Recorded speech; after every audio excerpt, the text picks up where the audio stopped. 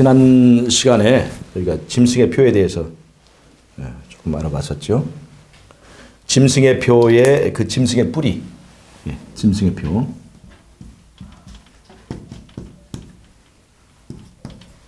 짐승의 표의 그 짐승의 뿌리가 에덴 동산을 우리가 올라간다는 것을 지난번에 우리가 공부했습니다. 계시록 13장에서 말하는 짐승은 바다에서 올라오는 짐승이죠. 그 짐승의 뿌리는 계시록 12장에 나오는 붉은 용입니다.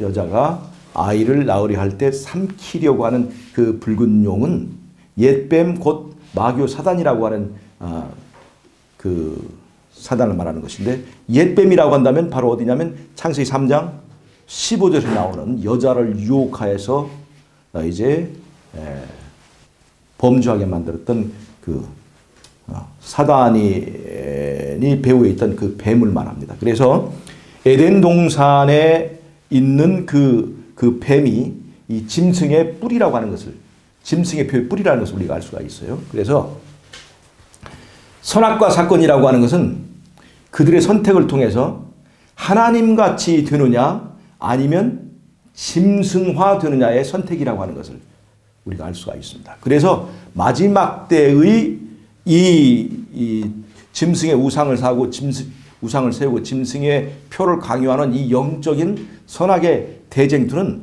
에덴 동산에서 시작된 그 전쟁의 종결이라고 하는 거예요. 그래서 마지막 때에 하나님같이 되는 것은 바로 하나님의 형상, 우리의 모양과 우리의 형상대로라고 하는 그 하나님의 형상이 품성으로 이제 표현되는 것이고, 그 다음에 짐승화된 사람들은 바로 그 짐승의 표를 받는데 그들의 품성을 통해서 우리가 이제 분류가 된다는 것입니다. 그래서 마지막 때는 바로 품성의 전쟁이라고 하는 것을 우리가 이런 과정을 통해서 알 수가 있습니다. 오늘 저는 짐승의 표, 우리가 일요일 협령이라고 이게 보는 거죠. 그래서 이 일요일 협령의 뿌리도 알고 보면 에덴 동산과 연결되어 있다는 것을 제가 오늘 좀 말씀을 좀 드리려고 합니다. 자, 이 짐승의 표는요, 아무거나 우리가 갖다 대는 것이 아니라 여기에 짐승의 권위, 짐승의 어떤 권세의 표가 들어있어야 되는 거예요.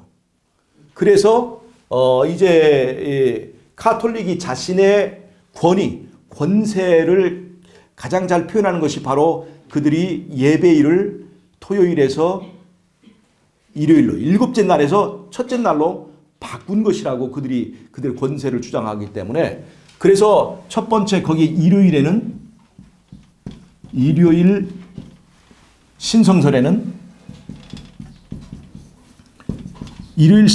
바로 카톨릭의 권위가 거기에 들어있기 때문에 그것이 짐승의 표. 계시록 13장의 그 짐승은 바로 로마 카톨릭을 말하는데, 로마 카톨릭의 권위가 거기에 함축되어 있기 때문에 그것이 바로 일요일 협령이 짐승의 표가 될 수 있다는 거예요.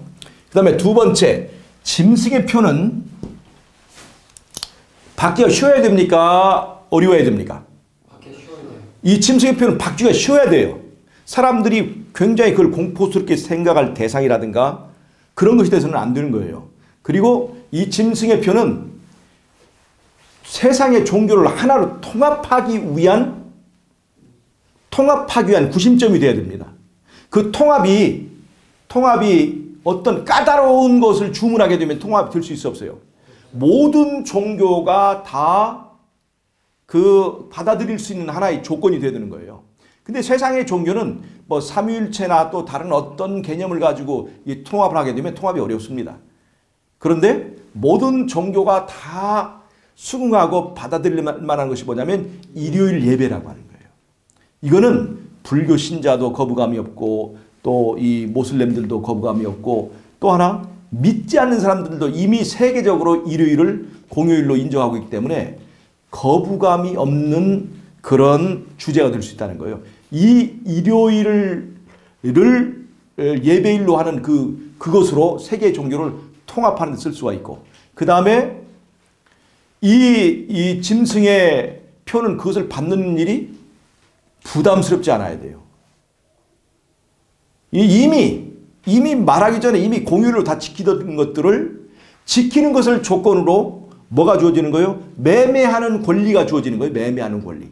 매매하는 권리라는 것은 지금 우리가 마음대로 이렇게 누리고 있잖아요. 지금 현재는. 그런데 그 상황에서는 매매하는 것이 쉽지 않은 어떤 긴박한 상황으로 돌아가기 때문에 그 매매권이 효력을 갖추는 거예요. 다른 말로 하면 떡이 커다란 무기화 되었을 상황이기 때문에 이 매매권을 가지고 사람들의 종교를 강압할 수 있고 또 통합을 할 수 있다는 거예요.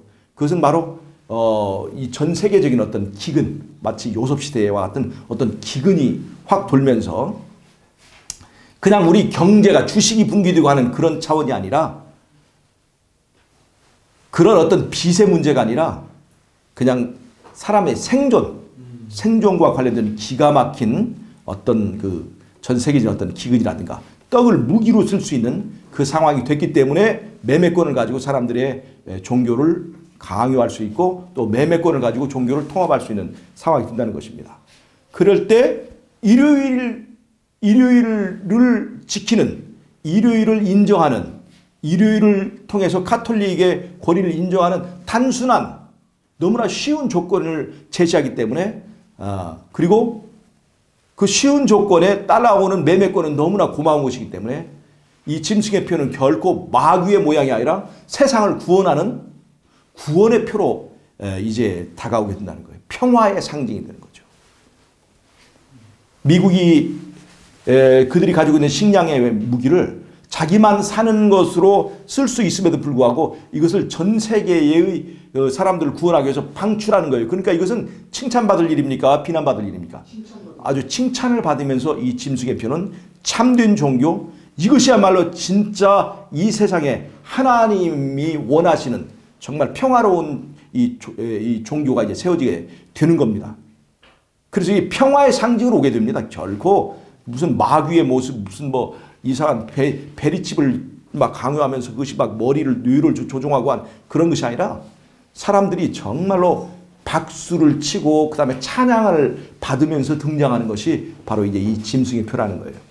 자, 그런데 이것이 바로 이제 그래서 우리가 일요일 협령을 짐승의 표로 이렇게 보는 거죠. 그런데 이 일요일이라기보다 사실은 이건 첫째 날 숭배입니다. 첫째 날. 일곱째 날과 첫째 날이 창조주 하나님의 권위와 창조주의 권위에 도전하는 이 사람의 인간의 권위와의 대립을 상징하는 거예요. 잘 보세요.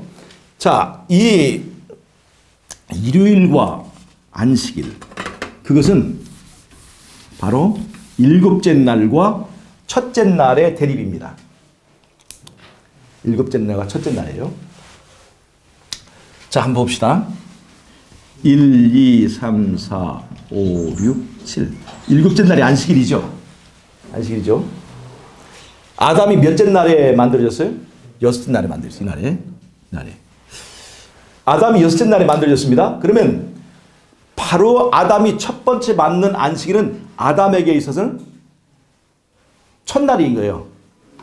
처음 맞는 그 새 날인 거예요. 근데 이 아담을 만드신 이 예수님에게는 하나님에게는 몇 번째 날입니까? 일곱 번째 날인 거예요. 하나님에게서는 일곱 번째 날. 이 일곱 번째라는 의미는 일곱 번째까지 낮아지신 예수님의 그 낮아지심을 말하는 것입니다. 자, 보세요. 예수님은 하늘의 천사보다도 높으신 왕이신데 사람을 만드시기 위해서 사람을 뭘로 만드셨어요? 흙으로 만드셨어요. 사람을 만드시기 위해서 예수님이 흙투성이가 되셨다는 겁니다. 이것은 바로 사람을 만드시기 위해서 낮아지신 그 예수님의 낮아지심을 거기에 또 말합니다. 그런데 예수님은 다시 그 흙으로 만든 인간이 죄에 빠져 죽게 될 때 다시 이 인간을 빚기 위해서 그분은 피투성이가 되셨습니다. 그리고 그분은 하늘의 이 땅에까지 내려오셔야만 되었습니다. 이 바로 내려오심의 정신이 바로 어디에 있냐면 바로 안식일의 일곱 번째 날 사상이 있다는 것이에요. 하나님을 기념하는 날을 첫째 날에 두지 않고 일곱 번째 날에 하나님을 기념하는 창조주를 기념하는 날을 두신 것은 바로 일곱째 날 정신의 일곱째까지 낮아지신 그 예수님의 낮추신 또 섬김의 그 왕, 섬기시는 왕의 정신이 들어 있습니다.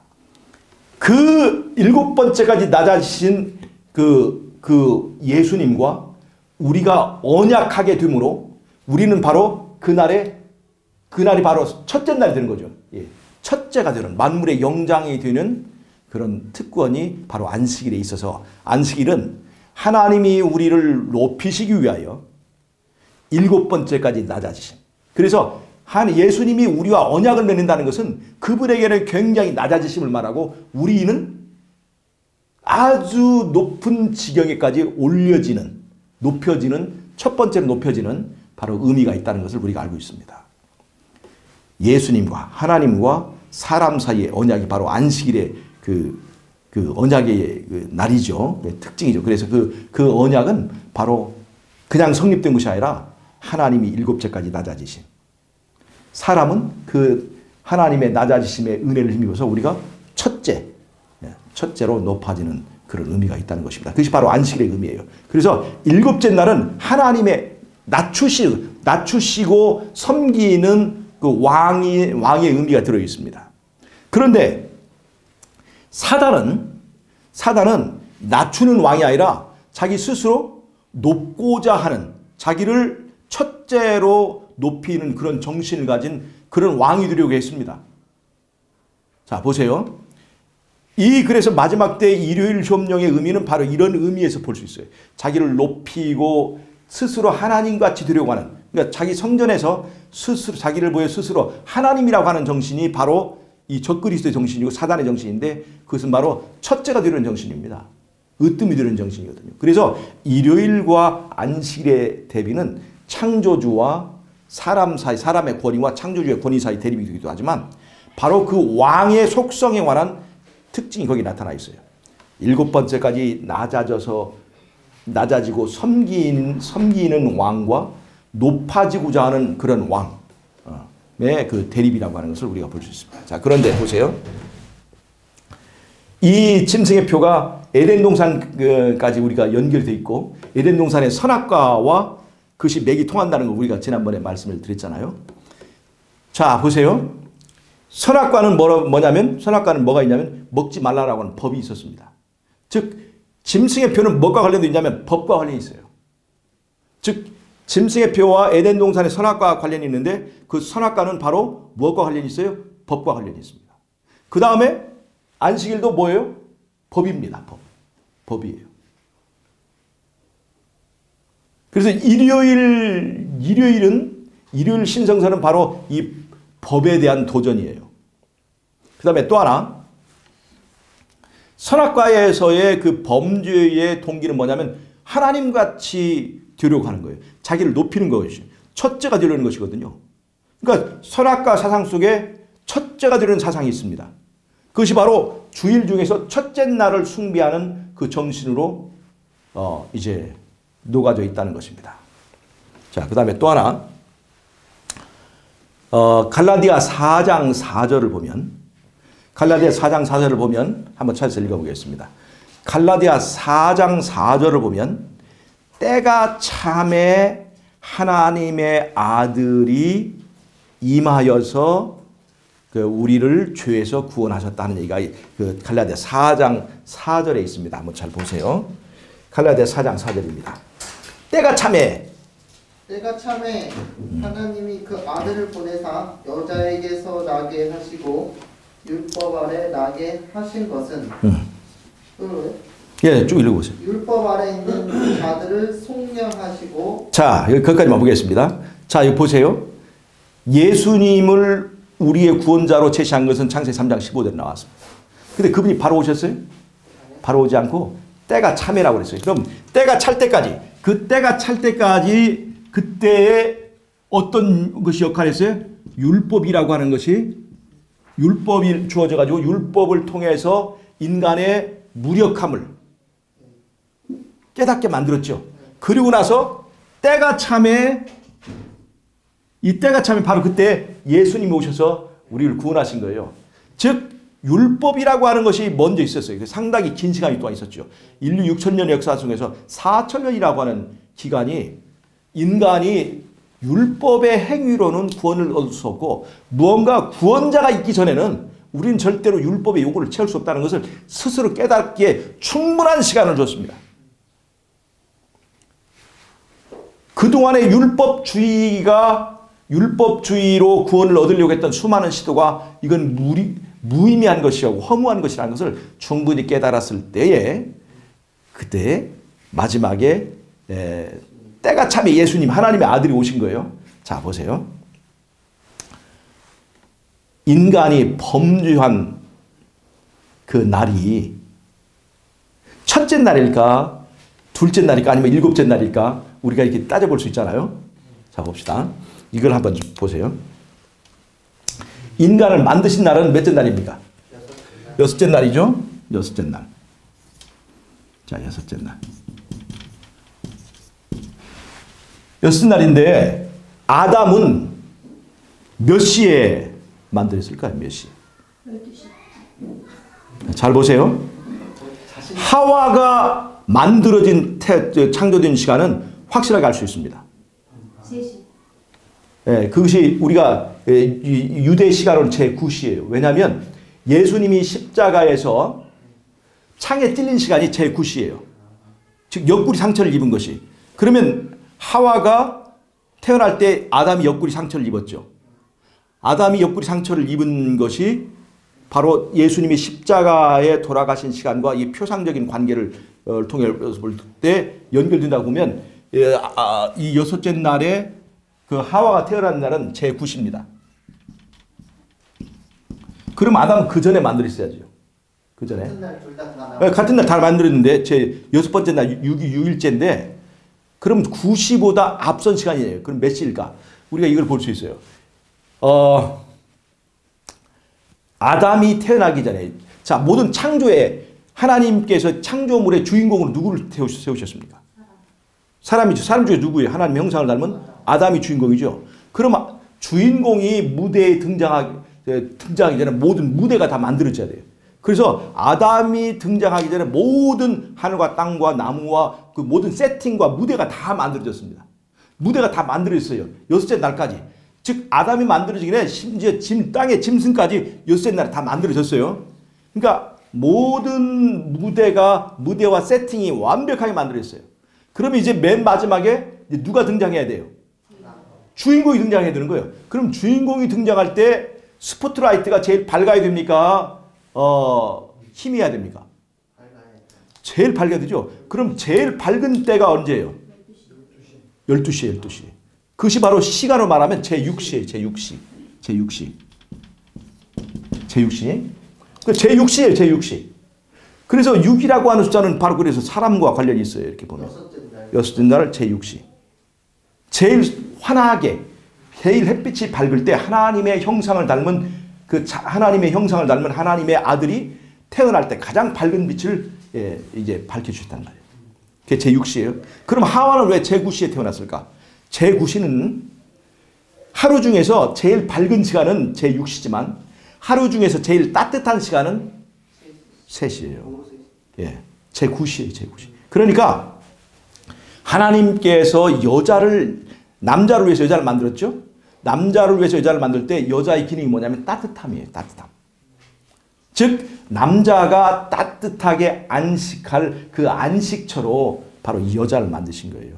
그래서 가장 따뜻한 시간 제9시에 만든 거예요. 제9시에. 일리가 있죠.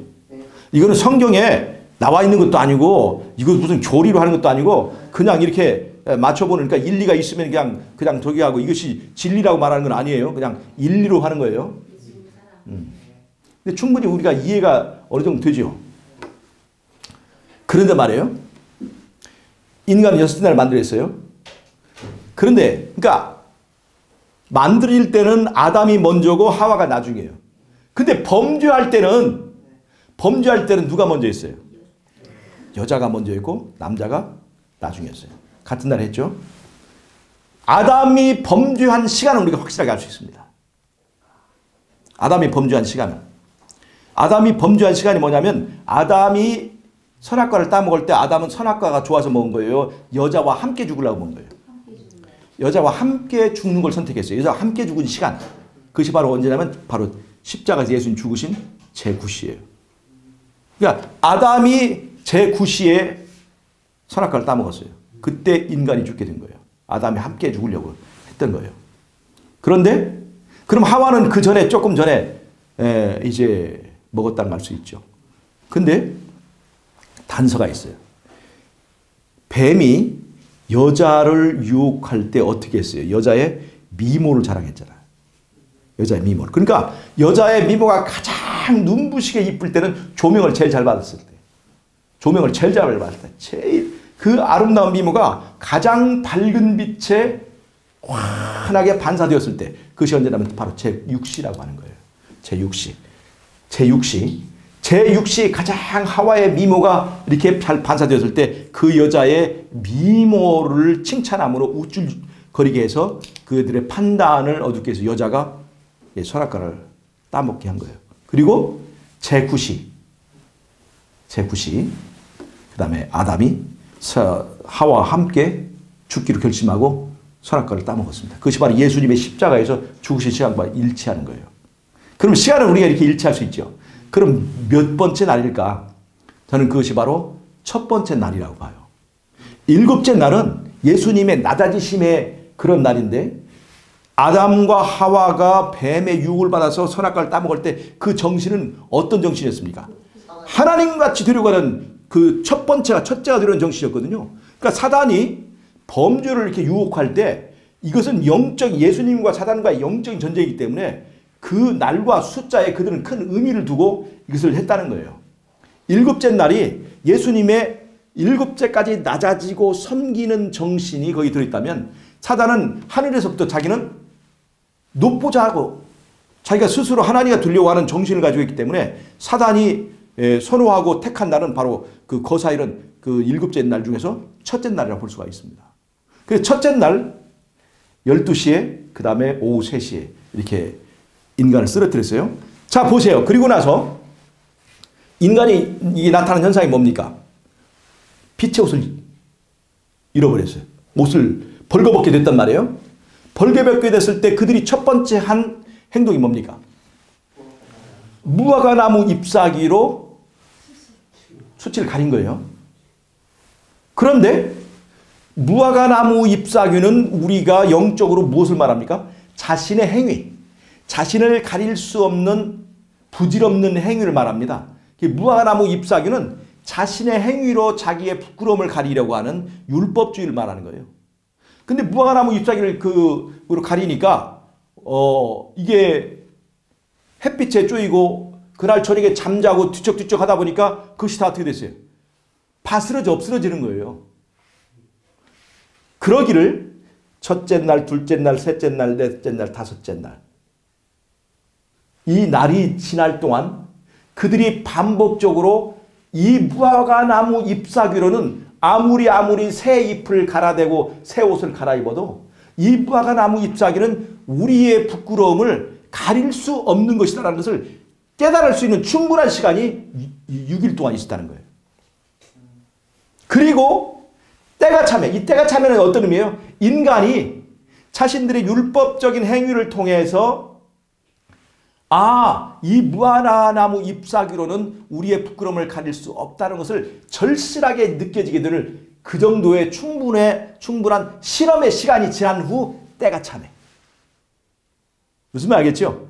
이제는 정말 이 인간의 행위 아닌 뭔가의 우리의 구원자가 오셔야만 되겠다고 하는 절박한 그 기다림의 시간이 되었을 때 그때가 참해요. 바로 그것이 바로 이제 6번째 날에 예수님이 십자가에 죽으셨던 바로 제9시에 주님께서 오셔서 뭘 하셨냐면 예수님의 죽음을 예표하는 양을 잡아서 그 가죽옷을 벗겨서 그 피 묻은 옷으로 그들에게 가죽으로 옷을 입혀주셨다는 거예요. 그랬더니 그 가죽옷을 입었더니 무화과나무 잎사귀와는 다르게 이 가죽옷은 그것을 입고 잠을 자도 옷이 부스러져요, 안 부스러져요? 바스러지지 않죠. 그래서 그들이 그 무화과나무 잎사귀를 입고 그제서야 어디에 들어가게 됐냐면 예수님과 함께 안식에 들어가게 되었다는 것입니다. 안식에 들어가게 됐다는 거예요. 여러분, 이런 시나리오를 통해서 보면 인간의 범죄가 첫째 날에 범죄가 이루어졌다는 것 상당히 일리가 있죠. 그 때가 참의 원리가 갈라디아 4장 4절에 때가 참에 하나님의 아들이 나타나서 인간을 율법의 이 저주에서 우리를 구해준 그런 원리를 적용해 보면 인간에게 충분한 이 학습, 실험을 할 수 있는 시간을 충분히 줄 수 있는 것은 최대치가 6일이란 말이에요. 그것이 그런 의미로 본다면 바로 첫째 날에 이 간교한 뱀, 사단이 바로 그 첫째 날에 바로 자기 자신의 정신을 대변하는 그날에 이 범죄를 거사를 시도했을 가능성이 굉장히 크다는 걸 알 수가 있습니다. 자, 그렇다면 여러분, 지금 에덴 동산에서의 선악과와 마지막 때 짐승의 표가 관련이 있다는 걸 우리가 연결을 볼 수 있죠. 에덴 동산과 마지막 시대가 연결되는 걸 알 수가 있죠. 마지막 시대에 짐승의 표로 우리가 왜 일요일 신성설 첫째 날 숭배를 잡는가 하면 그 뿌리가 어디서 시작된 것이다? 에덴 동산에서부터 시작되었다는 것을 우리가 알 수가 있습니다.